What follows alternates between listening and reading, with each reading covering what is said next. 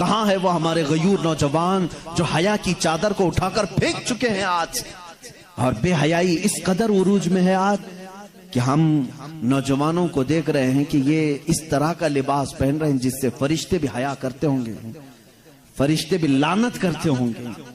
یاد رکھو، ہمارے جسم کا جتنا سطر کا حصہ ہے، اس سطر کے حصے میں اگر ایک انگلی کے پور کے برابر بھی حصہ کھلا رہا تو پورے دن بھر حرام گناہ کا اس کے اوپر ارتکاب ہوتا رہے گا۔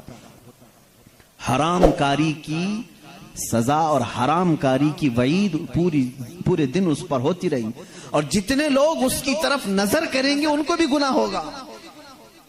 کیسے گناہ میں مبتلا ہو گئے کہ خود بھی اپنے سطر کی بے ستری کی اور دوسروں کو بھی ان گناہوں میں مبتلا کر دیا۔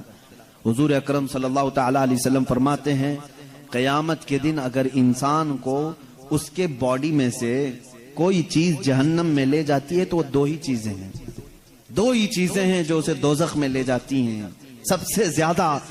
صحابہ نے پوچھا، یا رسول اللہ صلی اللہ علیہ وسلم وہ کون سی دو چیزیں ہیں؟ حضور فرماتے ہیں، ایک دو جبڑوں کے بیچ میں ہے یہ زبان، اور ایک دو رانوں کے بیچ میں ہے شرمگاہ۔ یہ دو چیزیں ایسی ہیں جو اکثر انسانوں کو جہنم میں لے کر چلی جاتی ہیں، اور اللہ کے نبی صلی اللہ علیہ وسلم نے فرمایا، جس نے ان دو چیزوں کی حفاظت کی ذمہ داری لے لی، میں اس کی جنت میں لے جانے کی ضمانت دیتا ہوں۔ اے نوجوانوں، ان دو چیزوں کی حفاظت کر لو آج، اپنی آنکھوں اور زبان کی ساتھ میں، اور ساتھ ہی اپنی شرمگاہ کی حفاظت۔ قیامت کا ایک منظر یہ بھی بتایا گیا کہ میدان محشر میں سارے لوگ کھڑے ہوں گے اور کچھ لوگوں کو فرشتے مجرم بنا کر لا رہے ہوں گے، لیکن کس حالت میں معلوم؟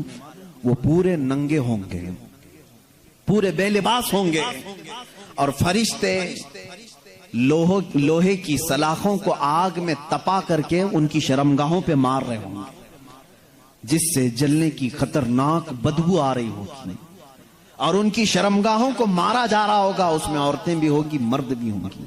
ان کی شرمگاہیں جیسی جلتی ہوں گی، خطرناک قسم کا پیپ وہاں سے نکل رہا ہوگا۔